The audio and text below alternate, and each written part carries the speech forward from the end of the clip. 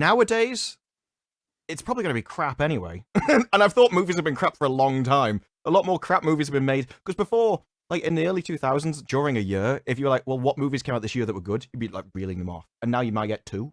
Yeah. Like the only two movies I'm really looking forward to this year are John Wick 4 and Mission Impossible. Those are the two that I'm actually going to see at the cinema. Everything else, I'd be willing to give you a shot if I could watch it here, but I'm not going to go to the effort. Yeah, well, it's there. You can't trust reviews anymore. Like, unless they're from, like, usually what I will do is, if Critical Drinker, I'll watch one of his videos, and if he gives something like the green light, I'll watch it, or I'll at least watch it in my home theater. But like, you can't trust critic scores at all, especially not on Rotten Tomatoes, because it's all bullshit. It'll be like 99%, dude. I remember when this first started happening a few years ago, where critic reviews started getting really strangely skewed. I remember setting out a couple movies, and I was Googling them and researching them, and there was these 4 like movies, and they were all in the 90 percentile, and they're relatively recent. And I was like, all right, cool. I'm gonna have a movie night, and I'm gonna watch like one after another. And one after another, they were god awful. And that's why I started switching to only looking at audience score. And even then, you can't be sure. So yeah, I don't want to spend the money, especially with it's so expensive to go to movies here now. It's like $18 a ticket. That's how they're surviving. They've been increasing the prices because they're getting less people to go. So they're still balancing their books just by increasing the price. But like on the audience score, I think Gotham Knights is like 70% on Rotten Tomatoes. But the only reason it's 70% is because it's got so few people reviewing it now compared to the thousands that did it before. No one's even watching it. Yeah. And I think that's one of the big problems. People used to, a new show would come out, you'd watch like the first 1 to 3, give it a chance, see if it's any good or not, and then move on. And now people are just like, Star Wars, don't care. Oh, it's Gotham Knights, CW, don't care. You've made so many things so crap for so long, people have given up. Yeah. Whereas 100%. I can go to Korean shows, and if I just pick something random and watch the first 3 of 3 episodes, one of them is going to be amazing. It's just higher quality.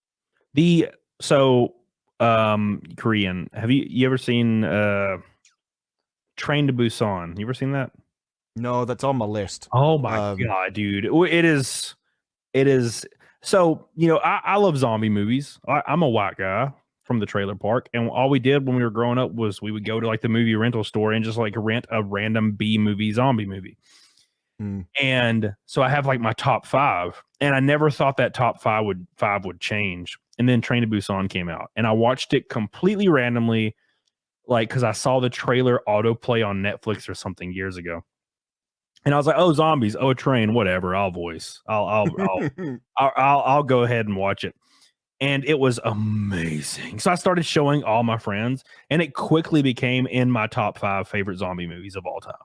It is just so damn, and it's not only is it great when it comes to zombies, it's very emotionally invoking, and they just convey everything perfectly, and you love all the characters, and it's a beautiful movie. And it's Korean. Every Korean movie or TV show I watch is fantastic. Every one of them. One of them.